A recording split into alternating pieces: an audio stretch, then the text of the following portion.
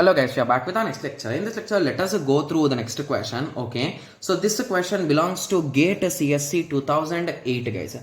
The given question is a computer on a 10 Mbps network is regulated by a token bucket. Okay, so the token bucket is filled at the rate of 2 Mbps. It is initially filled to capacity with 16 megabytes. What is the maximum duration for which the computer can transmit at a full 10 Mbps speed? Okay, so basically I think we did not discuss the concept of token bucket and all those things. I think they are not in the syllabus, but they could be in syllabus previously, so that at that time I think this question could be there. So I think everyone already knows what is a token bucket, right? So basically token bucket is nothing but it is a bucket type of thing which has an opening on one side guys.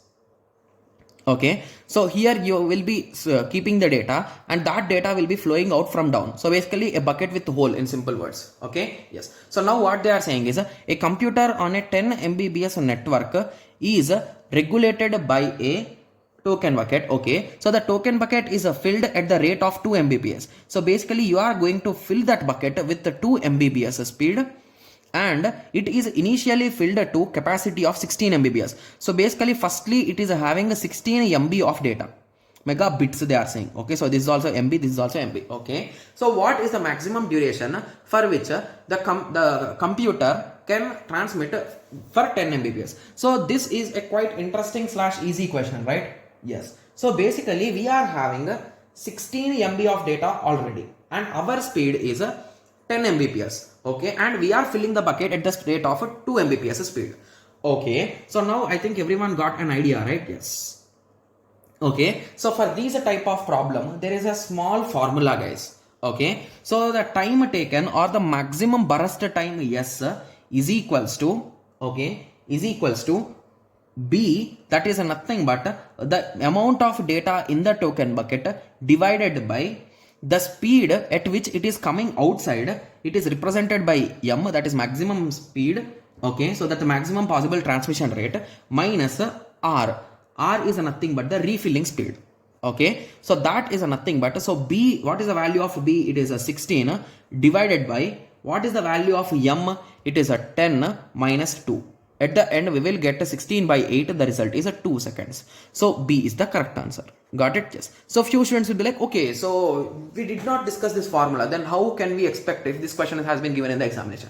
So there is a small logical thing guys. So just to take an example, so assume that you are having a bucket with 16 liters of water and the outflow is 10 liters per second. Okay, and you are filling at 2 liters per second speed. So once the first 10 liters comes out, what is the result guys? So basically this 16 liters will become 18 liters and from that 18, 10 will be gone. So basically you will end up with 8 liters after 1 second of time, and this amount of 10 liters has been gone already, right? Yes. So in the next second you will be filling 2 liters, right? Yes. So indirectly this 8 liters will be coming out after 1.6. So it is not 1.6, right? Exactly. Yes. Yes, so that's false, right? Yes, so it is approximately 1.8 or greater. So basically if these 2 liters have been dropped, so at that time it can take immediately, so it will go up to 2 seconds. So it cannot be 5 seconds, it cannot be 8 seconds, it cannot be 1.6. So you can conclude that B is the correct answer. Got it? Yes. So these type of questions we can even understand in a logical way also guys.